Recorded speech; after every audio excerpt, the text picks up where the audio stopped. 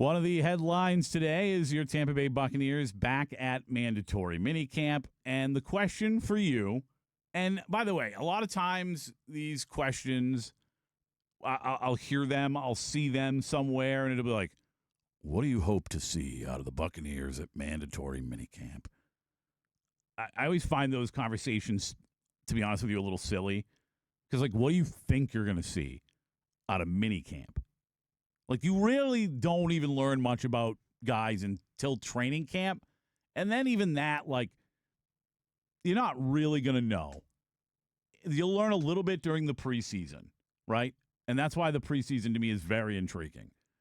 But if you're just, like, going off of stuff people see, and I'm talking about either the coach speak that we'll get from some of the coaches where every rookie and every newcomer looks amazing and he's fitting right in and blah, blah, blah, blah, blah, the same things that people drone on about that you know don't really matter, right? If you listen to all that fluff, what you're going to get is Kenny Bell. Remember Kenny Bell? We were all, and by the way, I'll raise my hand. This is not a criticism of everyone else. I've fallen into the same traps. I've come here after being out at a mini camp practice or whatever and been like, Kenny Bell, dude, Kenny Bell. Where's Kenny Bell today?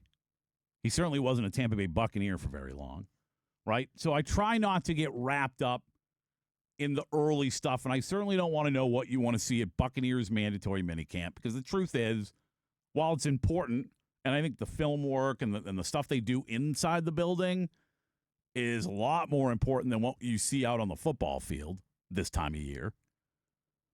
So when I ask you the question, I don't want to know what you want to see at mandatory minicamp this week, because you're not going to see much. Even those of you that are out there, even those of us in the media that get to be out on the field for a little, you're not really going to learn much. You might see a guy work hard, and you could take some things away. Certainly, I remember Chris Godwin's rookie year, there was a lot of conversation, and it was pretty clear when you were around how mature that young man was and how ready he was to work. But even that, like, a guy can be really mature and really ready to work. I think I'd probably say those things about Kenny Bell, and they can still be Kenny Bell and not Chris Godwin, right? So there's only so much you're going to get when it comes to a mandatory minicamp. Other than attendance, right? Is there anybody holding out, which I don't think is something we really have to worry about here this year. Certainly Baker's not going to hold out. Like, I've seen that conversation a little bit, too. I won't even have it on the show. I'm not going to have a Will Baker hold out conversation, because he's not going to hold out. I'm not just going to play out conversations just in case. Like, I think it's silly.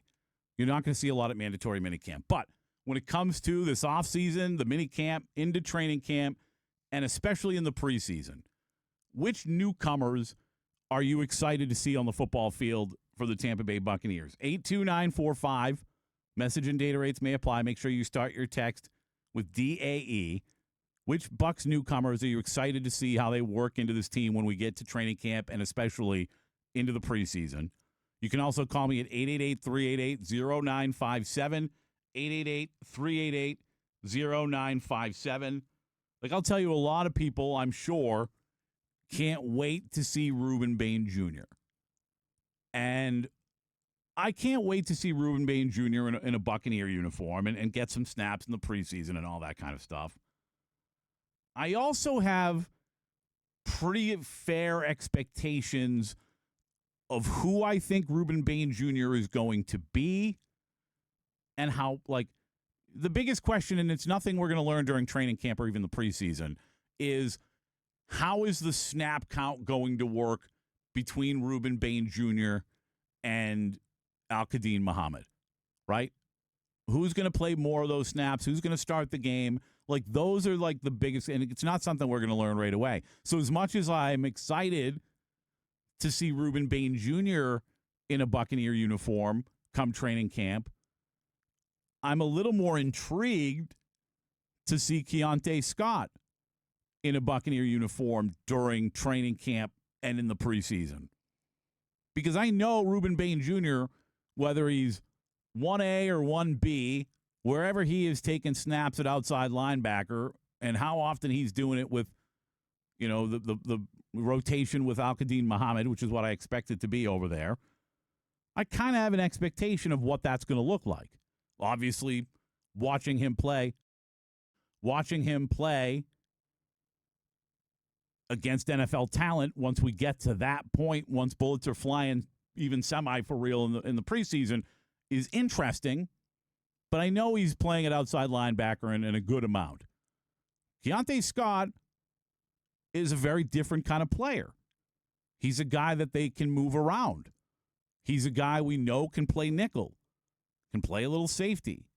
When you've got another very versatile player back there like Tyke Smith, I wouldn't be surprised, especially as we go along, if he and Keontae Scott are kind of flipping around here and there.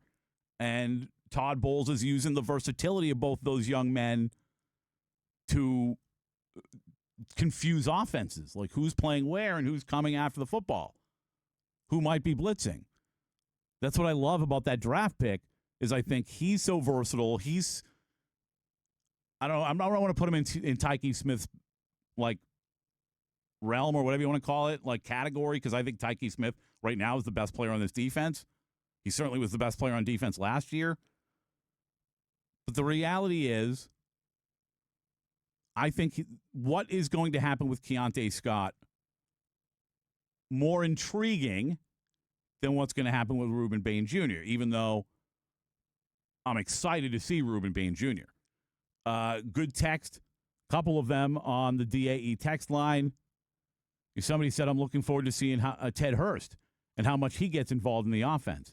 And again, that's something that's going to be playing out for a little while, right? Like, that's not something we're going to see right away.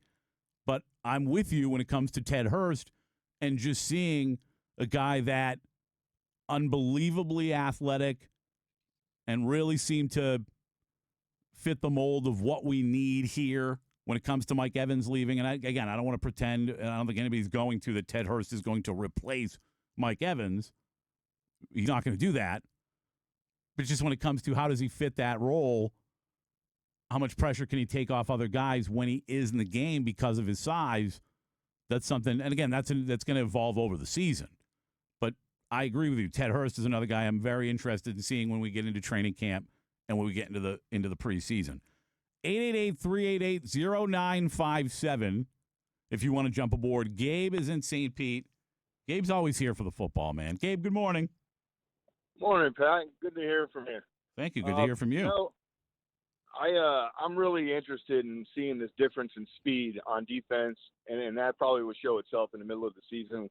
But, I mean, they're going to move Parrish to cornerback, don't you think? And, in a perfect world.